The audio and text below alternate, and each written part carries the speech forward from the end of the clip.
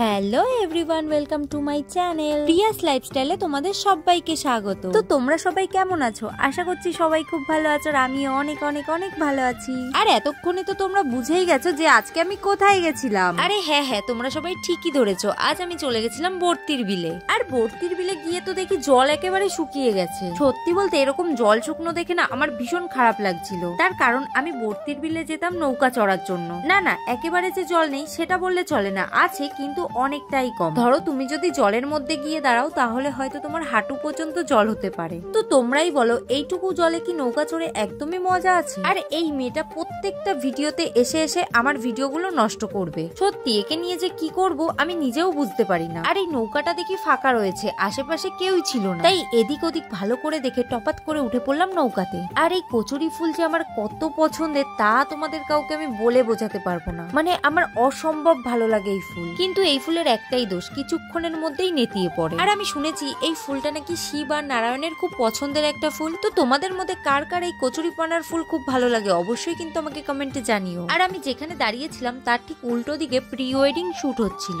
Minimum 4 থেকে 5টা shoot চলছিল। তো তোমরা যারা যারা ভাবছো প্রি ওয়েডিং শুট করবে ঝটপট করে বর্তির বিলে চলে যাও। তার কারণ বর্তির বিলের দৃশ্য এখন সত্যিই অসাধারণ। জল নেই ঠিকই, কিন্তু এই পাটকাঠি দিয়ে চারপাশটা এত সুন্দর, আর চারপাশ মাঠ জুড়ে যে কচুরি ফুল হয়ে রয়েছে সত্যি ভীষণ সুন্দর লাগছে। তো তোমরা চাইলে অবশ্যই একবার করে যেতে পারো। আর লিমা এখানে বলছিল ওর এখন যদি কাশ বিয়ে হতো তাহলে ও সুন্দর করে সেজে প্রি ওয়েডিং শুট করতো। আর আমি যেই নৌকাটার মধ্যে বসেছিলাম সেই নৌকাটার মধ্যে যে মাছ ছিল সেটা তো আমি একদমই বুঝতে পারিনি। এই ভাই দুটো এসে আমাকে দেখালো। আর তোমরা একটু লক্ষ্য করলেই দেখতে পাবে এই হলুদ টি শার্ট পরা বাচ্চাটার হাতে একটা ছোট্ট মাছ রয়েছে। আর এই মাছটাকে ওদেরকে আমি দেখাতে বলছিলাম বলে ওরা ভালো করে দেখাচ্ছিল। আর হঠাৎ করে লাল জামা পরা ভাইটা কোথা থেকে যেন আর একটা মাছ পেয়ে গেল। আর এই লাল জামা পরা ভাইটা কিন্তু হাত দিয়ে মাছটা ধরেছিল। আর তোমরা জাস্ট ওদের সাহসটা একটু দেখো, এই দুটো পুচকি নাকি আবার নৌকা চালাচ্ছে। আর ওদের নৌকা চড়া দেখে কিন্তু আমারও ভীষণ ইচ্ছা করছিল, কিন্তু ভয়ও লাগছিল যদি ওরা ফেলে দেয়, তাই আর যায়নি। কিন্তু ভাই দুটো কিন্তু খুবই ভালো ছিল, ওরা বারবার ডাকছিল যে দিদি আসো আমি তোমাকে নৌকা চড়াবো। কিন্তু এদিকে আমি ভয়কে জয় করে যেতেই পারলাম না। আর এদিকে আমি লিমাকে ভালো করে চুল ধরে নাড়িয়ে দিলাম। তার কারণ কি জানো, সেই কখন থেকে ওকে বলছি একটা ভিডিও করে দিতে, কিন্তু ও কিছুতেই আমার ভিডিওটা করে দিচ্ছিল না।